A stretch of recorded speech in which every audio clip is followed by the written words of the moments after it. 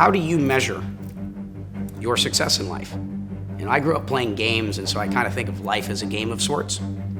And most people measure their success in this life by how much money they have, because that's like the default game that's been marketed to us, taught to us.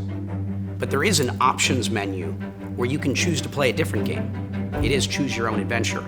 I've chosen to play the game of how much positive impact can I have on the world. And I don't measure my success by how much money I have. I measure my success by how much money I've given away. And so how does our government measure its success? How do we hold our government accountable? How do we measure their success? Do we look at things like the national debt? Do we care? The way that governments typically have been measuring their success is through this concept of GDP, or gross domestic product, growth in general, growth at all cost.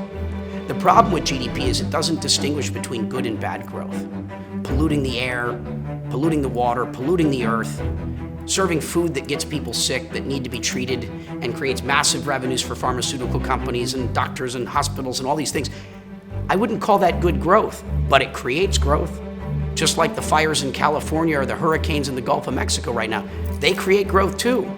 But it's not the growth we want.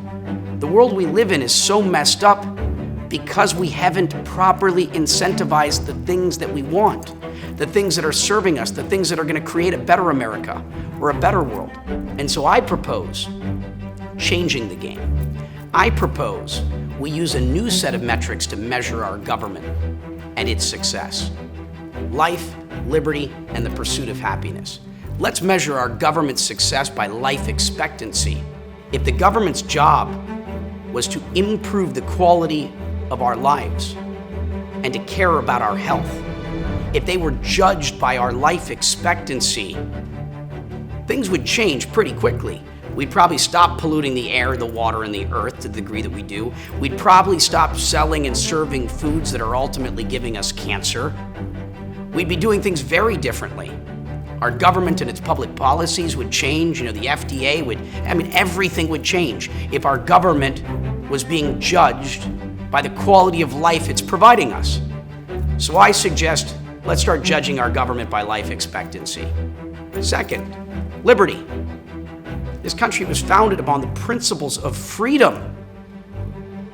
We should be measuring our government by how much freedom we have, how much liberty we have, how much real justice we have in this country.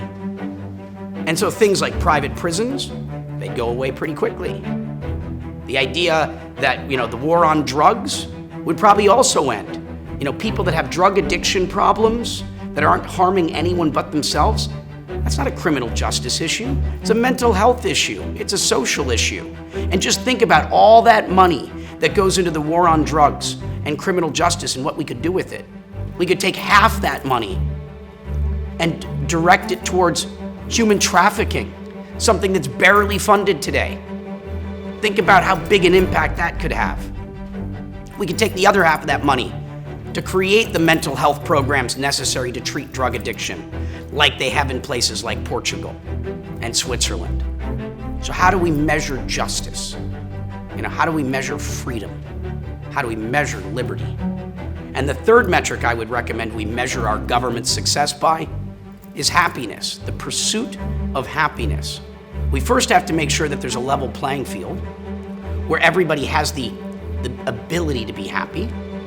I believe the answer to that is with universal earned income, making sure that every American's basic needs are met so that no one in this country is starving, that everyone in this country has some form of shelter or a roof over their head, and that everyone in this country has access to health care.